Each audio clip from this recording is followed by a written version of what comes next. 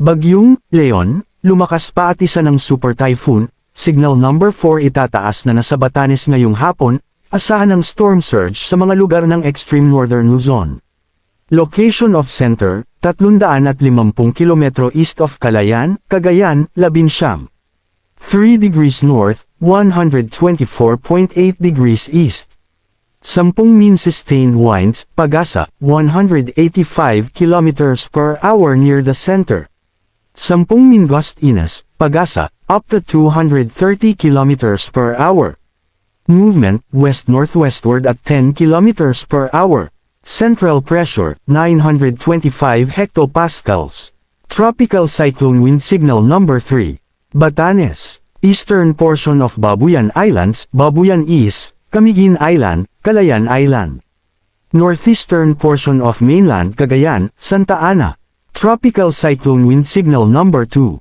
Rest of Babuyan Islands. Rest of mainland Cagayan. Northern and eastern portions of Isabela, Santo Tomas, Santa Maria, Quezon, San Mariano, Nagilian, Dinapigue, Delfin Albano, San Pablo, Ilagan City, Benito Soliven, Tumawini, Cabagan, Reyna Mercedes, Palanan, Quirino, Divilacan, Gamo, Mileg, Maconacon, Burgos, City of Kawayan, San Guillermo, Angadanan, Cabatuan, Luna, Reyna Mercedes, Rojas, Aurora, San Manuel. Apayao, Kalinga, northern and eastern portion of Abra, Tineg, Lacob, Malibcong, Lagayan, San Juan, Lagangilang, Licuan Baay, Daguman. Eastern portion of Mountain Province, Paracelis. Ilocos Norte, tropical cyclone wind signal number 1. Rest of Isabela, Quirino, Nueva Vizcaya, rest of Mountain Province. Ifugao, Benguet, rest of Abra, Ilocos Sur, La Union, Nueva Ecija, Aurora, eastern portion of Tarlac, Camiling, San Clemente, Paniqui, Moncada, Anao, San Manuel, Pura, Ramos, Victoria, Gerona, Santa Ignacia, City of Tarlac, La Paz. Northern portion of Bulacan, Doña Remedios Trinidad, San Miguel. Northern portion of Quezon, Infanta, General Nakar, including Polillo Islands. Camarines Norte, northern portion of Camarines Sur, Siruma, Tinambac, Lagonoy, Garchitorena, Caramoan. Northern and eastern portions of Catanduanes, Pandan, Gigmoto, Bagamanok, Panganiban, Viga, Baras, Caramoran.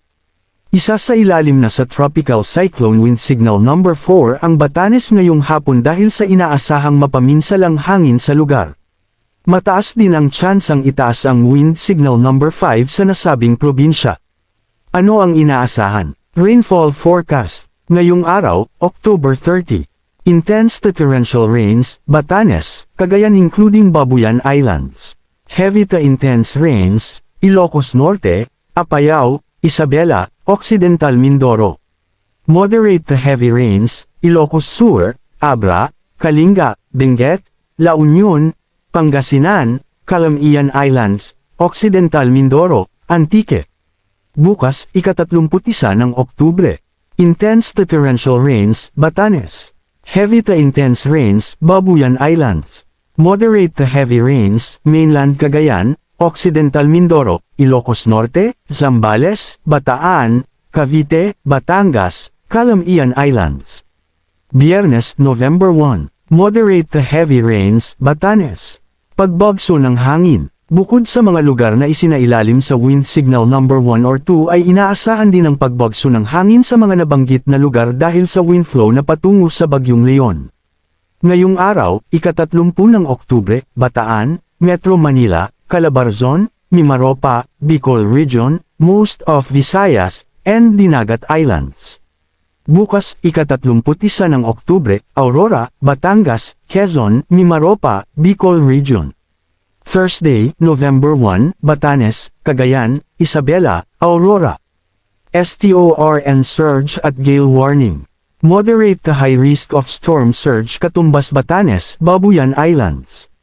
Nakataas ang gale warning sa seaboards ng Northern Luzon at Eastern Central Luzon at Southern Luzon. Mga pag-alon. NAPAKAALONO mataas na karagatan, 4.5 hanggang 12.0 metro ang taas, katumbas Cagayan Valley, Northern Ilocos Norte, Northern Aurora. Maalon na karagatan, 3.0 hanggang 4.0 metro ang taas, katumbas Ilocos Region, west of Aurora, Northern and Eastern Polillo Islands. Camarines Norte, Northern Camarines Sur, Northern and Eastern Catanduanes, Northern and Eastern Northern Samar, Eastern Mainland Quezon, Camarines Sur, Albay, Sorsogon, and Eastern Samar. Katamtamang alon ng karagatan, 2.0 hanggang 2.5 metro ang taas, katumbas rest of Luzon and Visayas, Eastern Seaboards of Surigao del Norte and Surigao del Sur.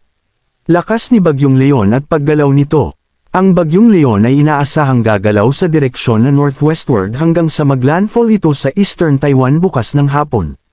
Pagkatapos dadaanin nito ang Taiwan ay gagalaw na ito sa direksyon na north-northwestward hanggang northeastward sa Taiwan Strait patungong East China Sea at lalabas ng Philippine Area of Responsibility, PAR, bukas ng gabi o Biyernes ng madaling araw, November 1. Hindi din inalis ang tsansang maglandfall ito sa China. Inaasahang pinakamalapit sa Batanes ang Bagyong Leon ngayong hating gabi hanggang bukas ng umaga. Hindi inalis ang tsansang maglandfall ito sa nasabing probinsya. Inaasahang nasa o malapit sa peak intensity na ang Bagyong Leon sa oras na pinakamalapit na ito sa Batanes. Posibleng hihina si Leon oras na maglandfall na ito sa Taiwan. Pinapayuhan ang lahat ng mga residente sa mga lugar na maaapektuhan na maghanda, mag-ingat sa posibleng napagbaha at pagguho ng lupa. Maging handa at alerto ang mga lugar na tatamaan ng Bagyong Leon kung susukitin. Ito ay parang kasing lakas ng Bagyong Yolanda dahil sa lakas ng hangin at taglay nito na kung saan tinagal na din ang pangalang Yolanda sa Bagyo list dahil sa laki ng pinsala nito at maraming buhay ang kinitil. Total blackout na sa Batanes ayon sa Batanelco. Manatiling nakatutok sa weather balita para sa mga bago pang update. Thank you for watching. Don't forget to subscribe and be safe.